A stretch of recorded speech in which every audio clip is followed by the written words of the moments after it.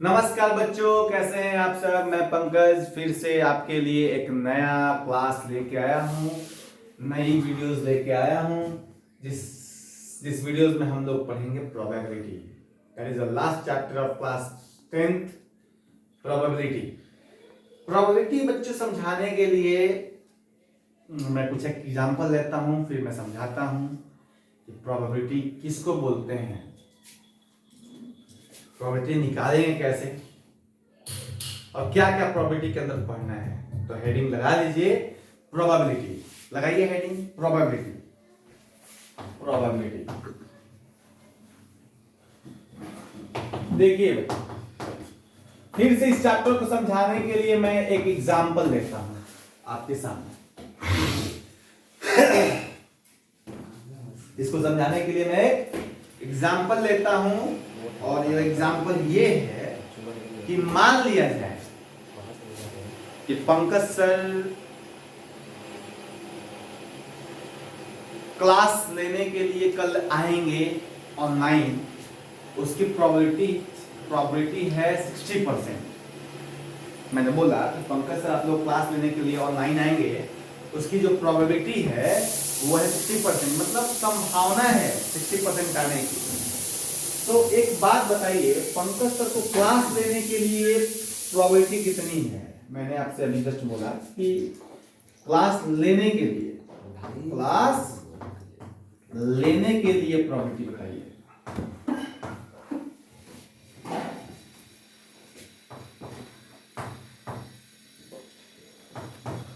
ठीक है, लेने के लिए प्रोबेबिलिटी बताइए। मैं आपसे अगर पूछूं तो आप बोलेंगे सर 60% चांसेस है कि पंकज सर ऑनलाइन आकर क्लास लेंगे। इस 60% का मतलब क्या हुआ? 60% का मतलब हुआ कि 60/100% है तो 100 और 0 से 0 घटा देंगे यानी 0.6 होगा। आपने क्या देखा? आपने देखा कि रिजल्ट आया 0.6। इस चीज से मैं बहुत चीज बताने वाला हूं बच्चा, इस एग्जांपल से मैं बहुत चीज बताने वाला हूं, आपको दिमाग में पूरी बात चल जाएगी। आप देखें, अगर मैं किसी और लड़के को बोलूं कि इसी चीज को तुम दूसरे रूप में बोलो तो वो बोलेगा कि पंकज सर को क्लास नहीं लेने की जो प्रोबेबिलिटी है वो 40%। तो क्या वो गलत बोलेगा? आप बोलेंगे नहीं, अगर क्लास लेने की प्रोबेबिलिटी 60% है तो नहीं लेने की प्रोबेबिलिटी 40% होगी, क्योंकि 100 - 60 ही नहीं लेने की बात होगी, तो 40% होगी। तो क्लास नहीं लेने की प्रोबेबिलिटी क्लास नहीं लेने की प्रोबेबिलिटी, चलिए ठीक है, नहीं लेने की प्रोबेबिलिटी क्या होगी? तो वो होगी 40%, है कि नहीं? और 40% का मतलब क्या हुआ? 40/100। बोलिए हाँ, रिजल्ट कितनी आएगी? 0.4। आपको मैं फिर से ये नोटिस करवा रहा हूं, देखिए ध्यान से।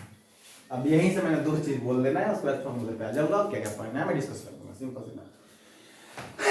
मैं ये कहना चाहता हूं बच्चों कि प्रोबेबिलिटी हमेशा 0-1 के बीच में आती है, चाहे वो क्लास लेने की हो या नहीं लेने की हो।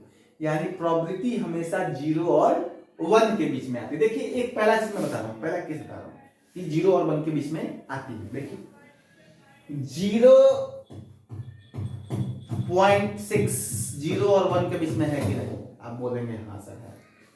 मैं बोलूंगा कि 0.4 0 और 1 के बीच में है कि नहीं? आप बोलेंगे सर है। इसका मतलब यहां से आपकी बुद्धि खुल गई होगी कि प्रोबेबिलिटी 0 और 1 के बीच में आती है। प्रोबेबिलिटी हमेशा 0 और 1 के बीच में आती है। अब थोड़ा सा एग्जांपल को और चेंज कर देता हूं। मैं बोलता हूं कि पंकज सर को क्लास लेने की प्रोबेबिलिटी है 100%, मतलब कुछ भी हो जाए 100%, 100% चांसेस है कि मैं क्लास लूंगा, प्रोबेबिलिटी है, संभावना है कि मैं क्लास लूंगा। तो 100% क्लास लेने की प्रोबेबिलिटी हो गई। इसका मतलब 100/100, क्योंकि परसेंट के लिए 100 लिखेंगे ना भाई, क्या आंसर हो जाएगा? यानी मैं एक बात यहां से और समझाना चाहता हूं कि प्रोबेबिलिटी 1 हो सकती है। तो दो चीज मैंने बोला कि प्रोबेबिलिटी या तो 0 1 के बीच में होगी या तो प्रोबेबिलिटी 1 होगी। 1 से ज्यादा कभी प्रोबेबिलिटी किसी की नहीं आनी चाहिए। अगर एग्जाम में प्रोबेबिलिटी 1 से ज्यादा आ रही है इसका मतलब आप तो बेवकूफी कर दिए। तो प्रोबेबिलिटी 0 और 1 के बीच में ही आएगा और बहुत आएगा तो 1 तक आएगा। 1 से ज्यादा प्रोबेबिलिटी नहीं आएगा। मैंने एक एग्जांपल दिया और मैं इसी चीज को फिर से समझाता हूं। या मैंने 60% था, मैं लिख देता हूं, ठीक है। और यहां 60% था, 60 को मैंने कन्वर्ट किया था 60% बाई 100, तो 60 बाई 100 तो 0.65। क्या मैंने यही एग्जांपल दिया था? और मैंने एक केस और बताया 100% वाला कि अगर पंकज सर 100% कह रहे हैं कि मैं क्लास लूंगा तो उनकी प्रोबेबिलिटी 1 होगी। तो देखिए मैंने दो चीज यहां, एक चीज मैंने आपको, मैं एक चीज बताना चाहता हूं इसमें कि प्रोबेबिलिटी जो है ना बच्चा वो हमेशा 0 और 1 के बीच में होता है। एक चीज तो मैंने इसके इस दोनों को एग्जांपल के तहत बोल दिया। और जब 100% माना तो मेरी प्रोबेबिलिटी कितनी आई? 1 आई। तो मैं कह सकता हूं कि 1 के बराबर भी हो सकती है, इसलिए मैंने बराबर लगा दिया। यानी मैं ये बोलना चाहता हूं बच्चा कि प्रोबेबिलिटी ऑफ द इवेंट्स जो आएंगे ना वो या तो 0 और 1 के बीच में आएंगे नहीं तो 1 के बराबर आएंगे। देखिए तो बराबर का साइन दिए हैं, बात समझ में आ रही है ना?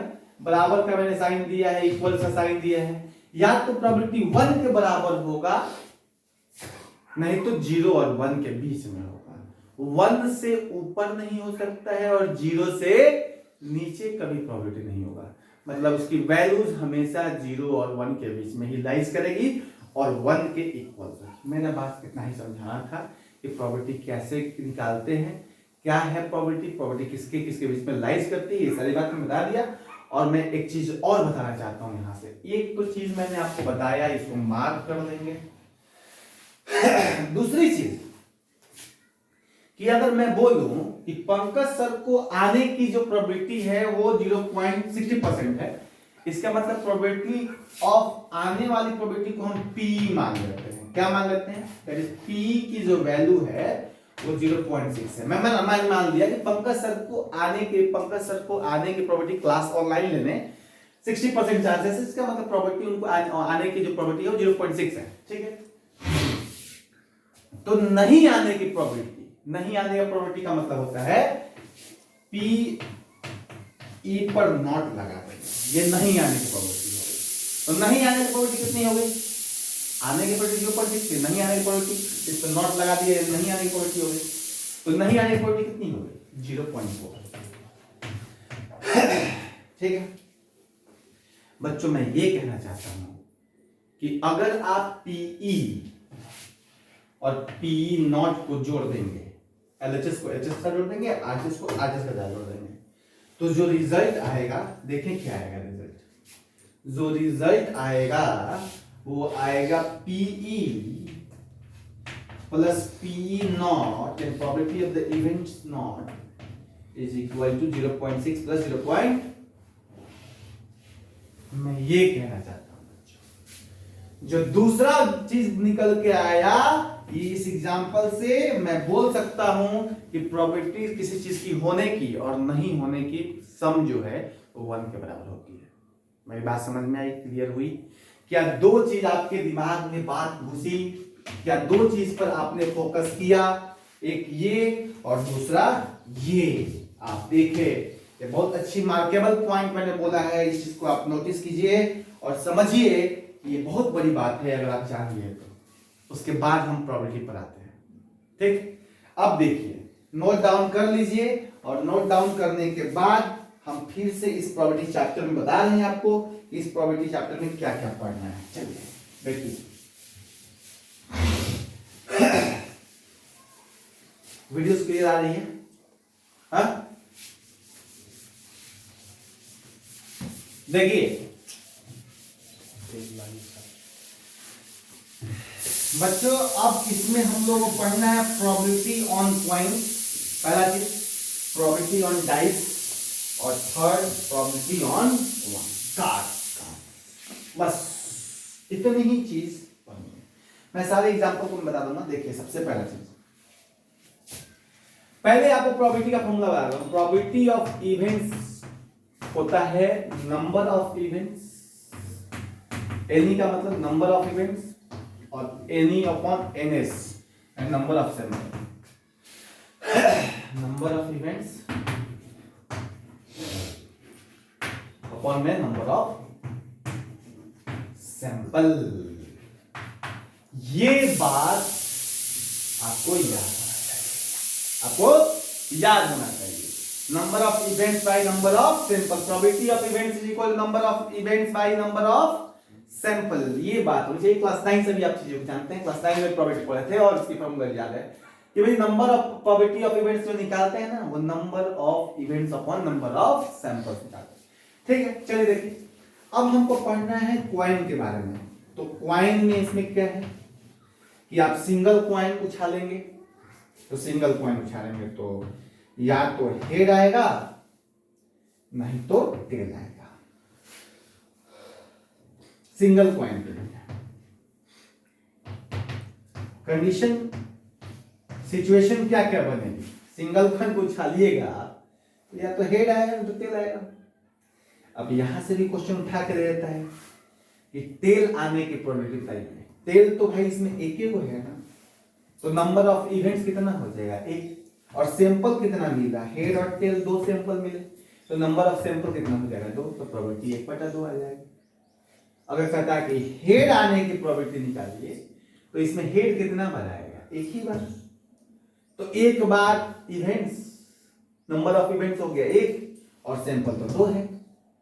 हेड और टेल दोनों सैंपल ही है, तो यहां पे दो रखेंगे तो 1/2 ये भी हो जाएगा।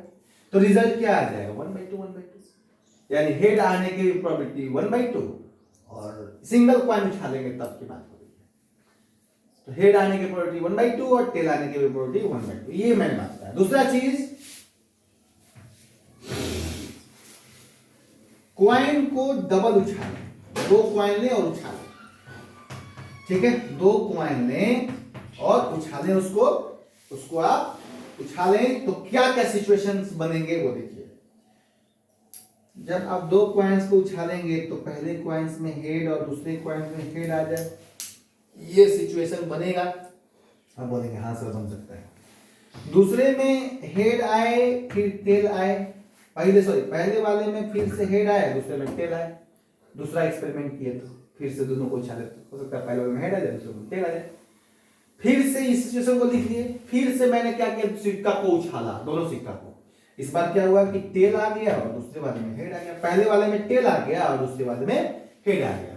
और हो सकता है कि फिर से जब मैं उस दोनों सिक्कों को उछालूं तो दोनों में टेल आ जाए, यानी पहले वाले में भी टेल आ जाए और दूसरे वाले में टेल आ जाए। अब यहां से फिर आपको की बात की जाए तो इसमें सैंपल कितने मिले थे? हेड और टेल दो ही सैंपल मिला था, लेकिन यहां पे कितने सैंपल मिल रहे हैं? 1 2 3 4, 4 सैंपल मिला हमारे।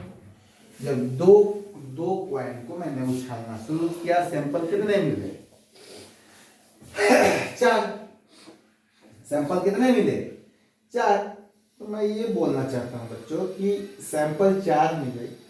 अगर आपसे पूछता कि एटलीस्ट हेड आने की प्रोबेबिलिटी, तो बताइए एटलीस्ट हेड यानी एक हेड तो इसमें भी आया है, एटलीस्ट 1 हेड की बात करेगा, एटलीस्ट 1 हेड आने की प्रोबेबिलिटी है।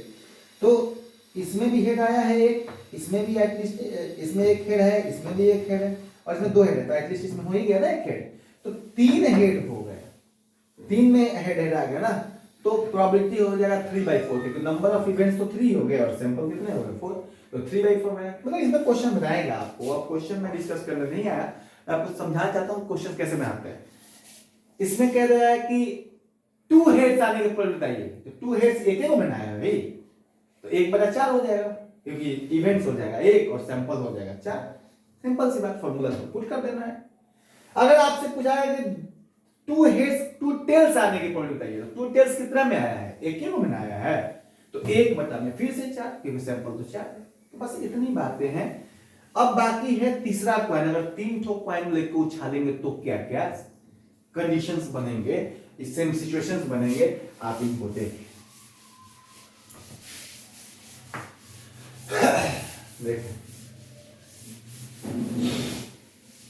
अब मैं बोलूं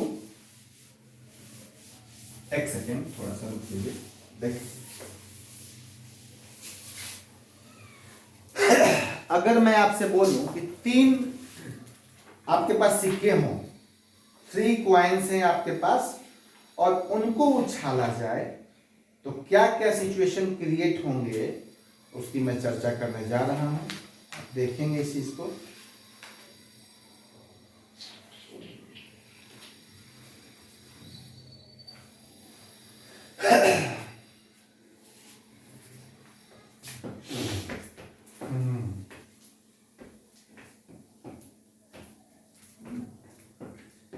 तीन कॉइन्स आप उछाल के चेक करेंगे और मैं बताऊंगा कि क्या आपको समझ में ये बात आएगी कि नहीं आएगी। आप 3 कॉइन ले लें और आप उसके आउटकम्स को देखें क्या क्या है। मान लीजिए कॉइन्स 3 ठो लिए, ट्रिपल कॉइन आपने लिया, ठीक है, और उठाना शुरू किया तो आपको एक सिचुएशन हो जाए कि हेड आए, हेड आए, हेड आए। क्या 3 सिक्के में पहले वाले में भी हेड, दूसरे वाले में भी हेड और तीसरे वाले में भी हेड नहीं आ सकता है क्या? आप बोलेंगे सर आ सकता है। मैं बोलूं कि फिर से हेड आए, इसमें टेल आ जाए, इसमें टेल आ जाए, पहले वाले में हेड आ जाए, दूसरे वाले में टेल आ जाए और तीसरे वाले में भी हेड आ जाए। क्या ऐसे थोड़ा लिखे, मैं क्लियरली करा दूं कि दूसरे वाले सिचुएशन में ऐसा हो जाए कि हेड आए, हेड आए, पहले वाले सिक्के में हेड आए, दूसरे वाले में टेल आए और तीसरे वाले में भी टेल आए। ये कंडीशन बन सकता है कि नहीं? मैं बोलूंगा कि तीसरा वाला कैसे भी हो सकता है कि ये हेड आए, ये टेल आए और ये हेड आए, हो सकता है कि नहीं? यानी पहले सिक्के में हेड, दूसरे सिक्के में टेल, तीसरे सिक्के में हेड, ये आ सकता है। उसके बाद मैं कहूं कि इसमें टेल आए, हेड आए, यानी पहले सिक्के में टेल आ जाए, दूसरे में हेड टेल आ जाए, तीसरे में हेड आ जाए, ये पॉसिबिलिटी है कि नहीं? ठीक है। अगर मैं कहूं कि 2 हेड आए और 1 टेल आ जाए, यानी पहले सिक्के में हेड और फिर टेल आ जाए, तो ये पॉसिबिलिटी है कि नहीं? मैं फिर से कहूं कि टेल आ जाए, तो ये पॉसिबिलिटी है कि नहीं? यानी तीनों सिक्के में एक में हो सकता है पहला वाला में टेल आ जाए, दूसरे वाले में टेल आ जाए, तीसरे वाले में टेल आ जाए। अगर हम बात करें चौथे वाले की कि टेल हेड आ जाए, तो बात हो सकता है कि नहीं? तो आप बोलेंगे सर हो सकता है। क्यों नहीं हो सकता है? तो सिचुएशन देखिए, क्या 8 सिचुएशंस अलग अलग हैं। देखिए ये जस्ट इसका उल्टा है। पहले टेल था, इसमें 2 बाद में हेड है, ये 2 को हेड है, वो टेल हो गया। वैसे ही ये दोनों उल्टा है, पहले में हेड है, बाकी 2 टेल में, पहले 2 टेल है, तो 2 4 कितने, 1 2 3 4 5 6 और एक 7। और एक सिचुएशन और बन रही है टीएचटी की, इसकी टीएचटी की, टेल हेड एंड टेल की, ये कंडीशन बनी। अब देखें ये वाला दोनों उल्टा तो मैंने दिखा दिया कि भाई ये दोनों उल्टे हैं, फिर देखिए इन दोनों को उल्टा कर दिया कि 2 हेड को बीच में टेल ने घेर के रखा है, 2 टेल को बीच में है। मतलब मेरा ये कहना है बच्चों कि जब आप सिक्का को कॉइन्स को उछालेंगे तो ये 8 ही पॉसिबिलिटीज है जो बन सकती है। तो जो नंबर्स ऑफ सैंपल होंगे ना बच्चा, वो 8 होंगे।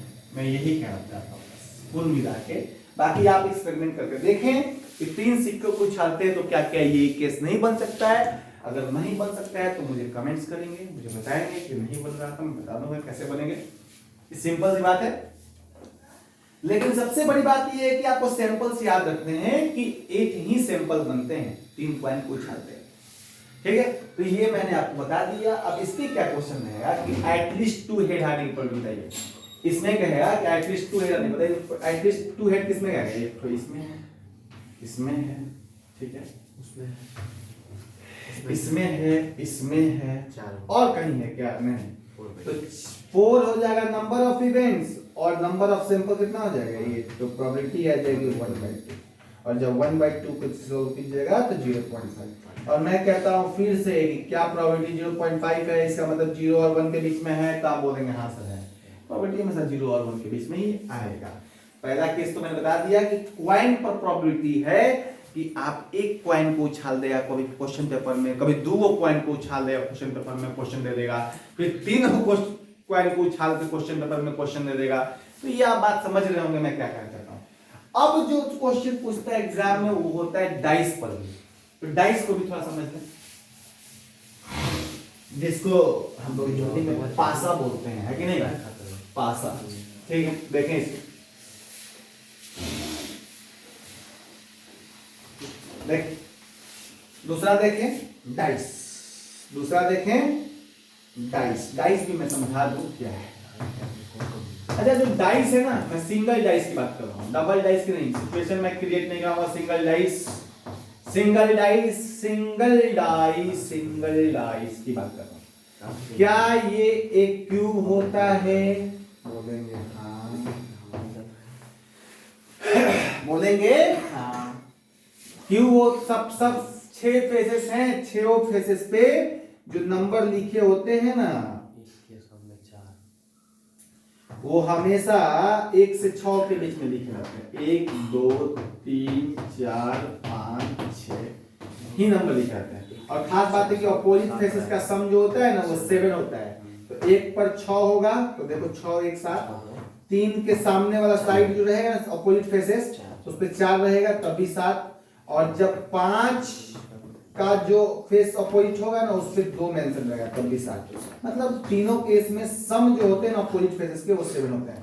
सम of digit on opposite faces, digit on opposite faces, opposite faces equals to 7। मैं ये कहना चाहता हूं, बस इस बात को ध्यान रखें।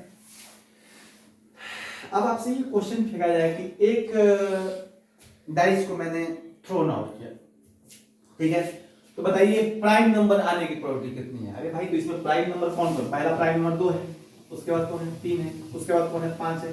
तो कितने प्राइम नंबर है? 3 है ना। तो नंबर ऑफ इवेंट्स तो 3 हो गए।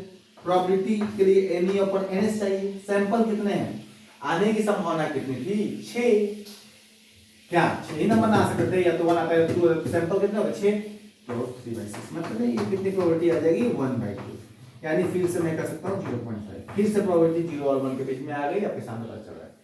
अब पता चल रहा था कि लेस दैन ग्रेटर देन 4 आने की प्रोबेबिलिटी है, ग्रेटर देन 4 आने की प्रोबेबिलिटी है। बताइए 4 से बड़ा 2 ही संख्या है ना, तो नंबर ऑफ इवेंट कितनी हो जाएगी? 2। और सैंपल कितना होगा? 6। कितना आ जाएगा? 1/3। 1/3 का मतलब क्या होगा? 0.33। क्या ये भी जो है 0.33 जो है वो भी 0 और 1 के बीच में है? तो आप बोलेंगे हाँ सर है। बहुत अच्छी बात है कि आपको समझ में ये बात आई। तीसरी चीज ये है कि आपसे पूछ देता है कि 4 से कम आने की वाली संख्या, तो 4 से कम आने वाली संख्या कौन कौन सी है? 1 2 3 है। 3/3 से 6 हो जाता है, 1/2 होता है, 0.5 हो जाता है। अब इस पे भी क्वेश्चन बनाएगा। अब हो गई डाइस, आपको बात समझ में आ गई। अब मैं आता हूं डाइस जब डबल हो तो क्या क्या कंडीशन बन सकता है, ये भी बहुत जरूरी है। इसके सवाल दिए हुए हैं एनसीईआरटी में, और मैं चाहता हूं कि पूरी टॉपिक को कवर कर दूं इस वीडियो में। थोड़ी वीडियोस लंबी जाए बात अलग है, लेकिन इस पूरे टॉपिक को मैं क्लियर कर दूंगा प्रोबेबिलिटी को एक ही क्लास में। आप देखते रहें, छोटी सी बात है और दो सेक्शन हमको बताना है। देखिए अब डबल डाइस को हम फेंक रहे हैं, देखिए समझिए डबल डाइस का मतलब ये कहना चाह रहा हूं बच्चा मैं कि 2 डाइस है आपके पास। कितनी डाइस है? 2 डाइस है। तो मैं 2 डाइस एक बना लेता हूं एग्जांपल में, और दोनों को मैं थ्रोन आउट किया, मैंने फेंका, ठीक है। तो फेंका तो मेरा सिचुएशन क्या क्या बनेंगे देखें। हो सकता है पहले वाले डाइस पर 1 आया, दूसरे वाले में भी 1 आया। हो सकता है पहला वाला डाइस में 1 आया, दूसरे वाले में 2 आया। हो सकता है 1 3 आ जाए, उसी तरह हो सकता है कि 1 और 4 आ जाए, हो सकता है 1 और 5 आ जाए, हो सकता है 1 और 6 आ जाए। पहले वाले में 1 आ जाए, दूसरे में 6 आ जाए। फिर दूसरा केस बनेगा कि पहले वाले में 2 आ जाए, पहले वाले दूसरे वाले में 1 आ जाए। हो सकता है 2 2 आ जाए, हो सकता है 2 3 आ जाए, हो सकता है 2 4 आ जाए, हो सकता है 2 5 आ जाए, हो सकता है 2 6 आ जाए। क्या यही केस बन सकता है? हो सकता है पहले वाले पासा में यानी पहले वाले डाइस में 3 आए, बाकी दूसरे वाले में 1 आए। फिर वैसे ही 3-2 भी हो सकता है, 3-3 भी हो सकता है, 3-4 भी हो सकता है, 3-5 भी हो सकता है, 3-6 भी हो सकता है। क्या इतनी सारी बातें हैं, मैं क्वेश्चंस करवाऊंगा इसका। हो सकता है पहले वाले पासा में 4 हो जाए, या डाइस में पहले वाले डाइस में 4 हो जाए, दूसरे वाले में 1 हो जाए। हो सकता है 4। मैं सोच रहा हूं कि आप मेरी बातों को समझ रहे होंगे शायद। अगर दिक्कत आएगी तो आप बताइए मुझे। ये बहुत सिंपल सी बात है भाई। क्या यही पॉसिबिलिटी है? आप बोलेंगे हाँ सर यही पॉसिबिलिटी है। क्या 5-2 हो सकता है? क्या 5-3 हो सकता है? क्या 5-4 हो सकता है? क्या 5-5 हो सकता है? 5-6 हो सकता है? अब ऐसा हो कि पहले वाले डाइस में 6 आए, दूसरे वाले में 1 आए। हो सकता है 6-2 आए, हो सकता है 6-3 आए, हो सकता है 6-4 आए, हो सकता है 6-5 आए, हो सकता है 6-6 आए। मतलब मैं ये कहना चाहता हूँ, आप देखें इधर भी पॉसिबिलिटी कितनी 6, इधर भी कितनी 6, यानी टोटल आउटकम्स कितने आने की संभावना है? यानी टोटल सैंपल जो है ना, सैंपल आउटकम्स वो कितने हैं? 36। कितनी है? 36।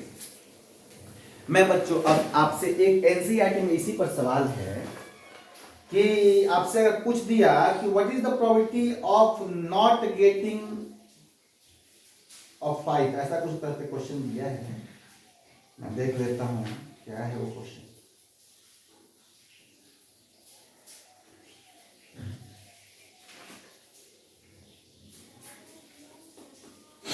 देखिए क्वेश्चन नंबर 24 जो है ना, लास्ट में एक्सरसाइज, एक ही एक्सरसाइज है 15.1 एक्सरसाइज नंबर पेज नंबर 310, उसमें क्वेश्चन दिया है कि die is thrown twice, 2 dice को आपने फेंका है और क्या है what is the probability that 5 will not come up either time. 5 नहीं आनी चाहिए किसी भी समय, उसकी प्रोबेबिलिटी बताइए। तो बताइए तो ईदर टाइम मतलब किसी भी समय 5 नहीं आना चाहिए। इसमें तो 5 आ गया ना, तो इसको लेंगे क्या? नहीं लेंगे, क्योंकि बोला ही है कि नहीं आना चाहिए। Will not come up, will not come up का मतलब नहीं आना चाहिए ना भाई। कभी भी 5 नहीं आना चाहिए, किसी एक में भी 5 नहीं आनी चाहिए। इसमें तो आ गया ना, तो ये नहीं लेंगे। इसमें भी आ गया नहीं लेंगे, इसमें भी आ गया नहीं लेंगे, इसमें भी आ गया नहीं लेंगे, इसमें भी आ गया नहीं लेंगे, इसमें भी आ गया नहीं लेंगे, इसमें भी 5 आ गया नहीं लेंगे, इसमें भी 5 आ गया नहीं लेंगे, इसमें भी, इसमें भी, इसमें भी। यानी कितने हैं? तो आप काउंट करें 1 2 3 4 5 6। देखिए मैंने काउंट कर लिया, 6 हो गए लगातार यहां से। अब इसको 7, इसको 8, इसको 9, इसको 10, इसको 11, यानी 11 इवेंट्स ऐसे हैं जिसमें 5 आ रहे हैं। तो नहीं आने वाले बताइए कितने इवेंट्स होंगे? तो भैया आप 36 में से 11 घटा दीजिएगा, यानी टोटल 25 ऐसे इवेंट्स हैं जहां पे नहीं आ रहे हैं 5, है कि नहीं? तो आपको प्रोबेबिलिटी पूछा था नहीं आने के लिए, इसलिए 25 बटा में नंबर ऑफ इवेंट्स 25 हो जाएंगे। नहीं आने के पूछा है और सैंपल कितना आ जाएगा 36, तो कर लेंगे। कटेगी तो बात अलग है, नहीं कटेगी तो बात अलग, नहीं कटेगा वो, ठीक है, समझ गया। उसी तरह दूसरा क्वेश्चन है कि 5 will come up at least once, एक बार 5 आना चाहिए। तो क्या है 5 कितने बार आया था? 11 बार, 11 बटा में 36।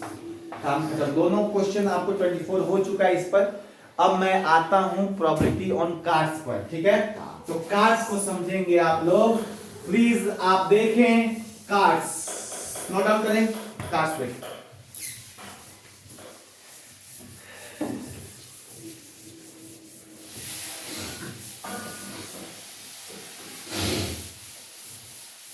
नोट डाउन करके कार्ड्स देखें,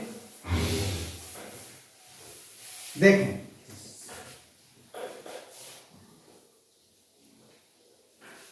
कार्ड्स मैं आपको पहले समझा दूं। कार्ड्स लास्ट टॉपिक है, देखें ध्यान से। कार्ड्स में आपको समझा दूं, कार्ड्स में ना कौन कौन से लेटर्स हैं, अल्फाबेट के नंबर कौन कौन से हैं। तो सबसे पहले ए होता है, जिसको 1 बोलते हैं हम लोग, ये लेटर्स है अल्फाबेट का पहला लेटर। उसके बाद 2 होता है, उसके बाद 3 होता है, उसके बाद 4 होता है, ये न्यूमेरल्स है ना, पता है ना, नंबर्स हैं। 4 होता है, 5 होता है, 6 होता है, 7 होता है, 8 होता है, 9 होता है, 10 होता है। ये तो 1 से लेकर 10 तक संख्या होती है। एक तो ए अल्फाबेट आएगा, जिसको 1 हम लोग ए ही को 1 बोलेंगे, यानी इसको हम लोग बोलते हैं, बुक्स में लैंग्वेज में दिया जाता है 80। ACE दिया रहता है, ठीक है, ACE लिखा होता है बुक्स में, ठीक है, ये ध्यान होगा। उसके बाद आपके पास एक होता है जैक, जे लेटर, एक होता है क्यू, क्वीन जिसको बोलते हैं, और एक लेटर होता है के जिसको किंग बोलते हैं। ये जैक, ये क्वीन और ये किंग, इतने सारे आपके पास ये है। एसी है, इसको ए, जे, जैक, क्यू, क्वीन, के, किंग, ये होते हैं। टोटल कार्ड्स जोड़िए तो कितने हो गए? 1 2 3 4 5 6 7 8 9 10 11 12 और 13। टोटल कार्ड्स कितने? 13। पहले समझिए चीजों को। और हर कार्ड्स के 4 कलर होते हैं, ठीक है, और हर कार्ड्स के 4 कलर होते हैं। वो कौन कौन से कलर होते हैं मैं बता देता हूं। देखिएगा, एक कलर इस तरह का बनाया हुआ रहेगा, ठीक है, ये ब्लैक कलर होगा। ब्लैक कलर को मैं इधर दिखा दूंगा, रेड कलर को उधर दिखा दूंगा, समझ में आ जाएगा बात। इसको बोलते हैं हम लोग क्लब, और हिंदी में बोलते हैं चिड़िया। हिंदी में बोलते हैं, यानी ये कलर का नाम है। ये जो नाम है ना, कलर का नाम है, कलर का नाम है। और ये 2 कलर दिखाऊंगा वो ब्लैक कलर के होंगे। मेरी बातों को समझिएगा, हर कार्ड्स के 2 ब्लैक कलर और 2 रेड कलर होंगे। यानी मैं समझाऊंगा मैं आपको क्या कहना चाहता हूं। ये हो गया, देखिए आप स्पीकर को पहचानिए, ये हो गया क्लब। एक होता है स्पेड, स्पेड देखिए इस तरह का होता है। पान का पत्ता आप देखे हैं, पान के पत्ता की तरह होगा, ठीक, पान का पत्ता की तरह होगा स्पेड, ठीक है, ब्लैक कलर में ही होगा और वो स्पेड होगा, जिसको हम हिंदी में बोलते हैं काला पान। हिंदी में नाम लिख देता हूं मैं, काला पान, काला पान, ठीक है। उसके बाद 2 ब्लैक कलर हो गए, कलर में 2 ब्लैक कलर है, मतलब ये भी ब्लैक कलर से दिखाया जाएगा, ये भी ब्लैक कलर से दिखाया जाएगा। उसके बाद 2 ऐसे कलर होते हैं और जो रेड होते हैं, 2 रेड कलर होते हैं। उसमें का एक है इस तरह का फिगर होगा, और इसको बोलते हैं डायमंड। क्या बोलते हैं? डायमंड। और हिंदी में ईंट।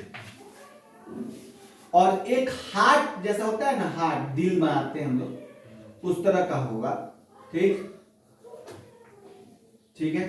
तो ये भी रेड कलर का होगा और इसको बोलते हैं इंग्लिश में हार्ट, ठीक, और हिंदी में बोलते हैं भैया लाल पान, लाल पान। मेरा कहने का मतलब है बच्चों कि हर कार्ड्स के 2 कलर, ब्लैक के और 2 कलर रेड के। तो जो ब्लैक कलर है ना, जैसे मान लीजिए एसीई है, एसीई के 2 कलर होंगे, यानी एसीई का क्लब भी होगा, एसीई का स्पेड भी होगा, एसीई का डायमंड भी होगा, एसीई का हार्ट भी होगा। यानी मैं फिर से इसको कहूं कि एसीई का जो है, एक का जो है उसके 4 कलर होंगे। तो डुक्की के भी 4 कलर, एक कलर इसका, एक कलर इसका, यानी 2 लिख के ऐसा कलर बनाया होगा। डुक्की के भी 4 कलर, 1 2 3 4।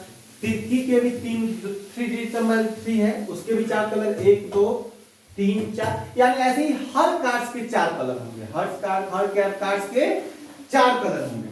मैं ये बताना चाहता हूं बच्चा कि अगर टोटल कार्ड्स मैंने काउंट किया वो 13 है और हर कार्ड्स के 4 colour, club, spade, diamond and heart, 4 colour हर कार्ड्स के हैं, जिसमें 2 ब्लैक हैं और 2 रेड कलर में हैं, मतलब दोनों अलग अलग कलर में दिखाए गए हैं। ये दोनों ब्लैक में दिखाए जाते हैं और ये दोनों रेड में दिखाए जाते हैं। तो कार्ड्स देखिएगा तो समझ में आ जाएगा। तो 13 × 4 हो गए 52, यानी टोटल नंबर ऑफ सैंपल अगर कार्ड्स की बात करें तो कितने हो जाएंगे? 52। अब इन्हीं में से सवाल पूछते रहते हैं कि बताइए स्पेड आने की प्रोबेबिलिटी कितनी है? तो स्पेड भैया ए का भी होगा, 2 का भी होगा, 3 का भी होगा, यानी 13 कार्ड्स के स्पेड होंगे। तो प्रोबेबिलिटी होगा स्पेड आने की 13 बाय में 52, क्योंकि 13 बाई में 52। क्यों? क्योंकि स्पेड तो 13 कार्ड्स के होंगे, एक का भी स्पेड होगा, क्वीन का भी स्पेड होगा, 5 का भी होगा, 7 का भी, तो स्पीड 13 कार्ड्स होंगे, तो 13 कार्ड्स थे, 13/52 का probability of event bye probability of sample. तो कर देंगे, आ जाएगा 1/4, रिजल्ट निकालेंगे 0.25, फिर से प्रोबेबिलिटी आप देखें 0 और 1 के बीच में ही आ रहा है। क्या मेरी बात समझ में आ रही है? इसको 1/4 लिखेंगे और ये 0.25 लिखेंगे, और 0.25 का मतलब क्या हुआ कि 0 और 1 के बीच में प्रोबेबिलिटी आ रही है। अब मैं एक चीज और बताना चाहता हूँ, आपके कार्ड्स से रिलेटेड क्वेश्चन दिए गए हैं एनसीईआरटी में। जब मैं क्वेश्चंस का वीडियो बनाऊंगा तो मैं सारे क्वेश्चन को डिस्कस कर दूंगा। सिंपल सी बात है, आपको बस इतना ही जानना था कार्ड्स के बारे में। तो बहुत खुशी हुई कि आप लोग समझ गए। Thank you. यहीं पे वीडियो को क्लोज करते हैं। Thank you, thanks lot.